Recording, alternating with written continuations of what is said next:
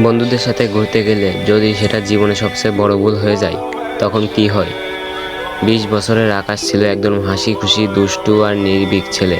বন্ধুদের সাথে ঘুরতে গেলে সে সবসময় মজার কেন্দ্রবিন্দু হয়ে থাকতো। কেউ ভয় পেলে অবশ্যই তাকে সাহস দিত। একদিন তার 4 বন্ধু মিলে ঠিক করলো পুরনো পাহাড় আর জঙ্গলের দিকে পিকনিক করবে। সবাই হাসাহাসি, গান আর দুষ্টুমিতে সময় কাটাচ্ছিল।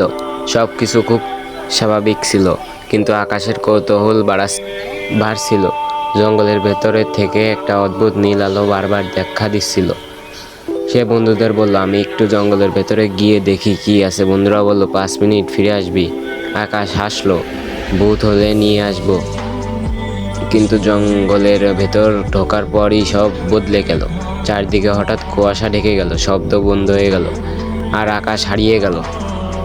চোখ খুলে আকাশ দেখে সে আর জঙ্গলে নেই। চারদিকে অদ্ভুত আলো, ভাসমান পাথর, আকাশের নদী আর বাতাসের জাদুর কণা ভাসছে।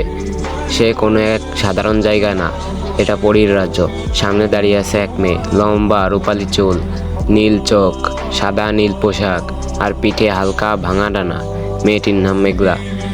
সে আকাশকে দেখে অবাক হয়ে গেল। সে বলল, তুমি মানুষ? তোমার এখানে আসা উচিত হয়নি। আকাশ অবাক হয়ে বলল, আমি তো জঙ্গলে ছিলাম। মেঘলা ধীরে বলল, এটা আর সেই জগৎ না। প্রথম দিকে আকাশ সবকিছুতে অবাক হতো। উড়ন্ত শহর দেখে হাসতো, ভাসমান নদী দেখে মুগ্ধ হতো। মেঘলা তাকে এই জগৎ বোঝাতে থাকে। সে দেখায় জাদুর ফল কিভাবে জন্মায়, আকাশে কিভাবে আলো নাচে, বাতাস কিভাবে গান গায়। আকাশ ধীরে ধীরে মেঘলাকে জানতে শুরু করে। মেঘলা ছিল শান্ত কিন্তু খুব একা।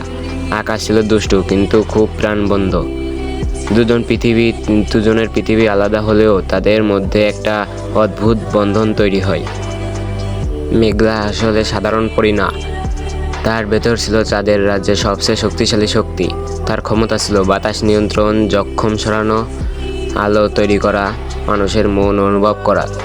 কিন্তু একটা নিয়ম ছিল, সে যদি কোনো মানুষের সাথে গভীরভাবে জড়িয়ে পড়ে তাহলে তার শক্তি ধীরে ধীরে কমে যায়।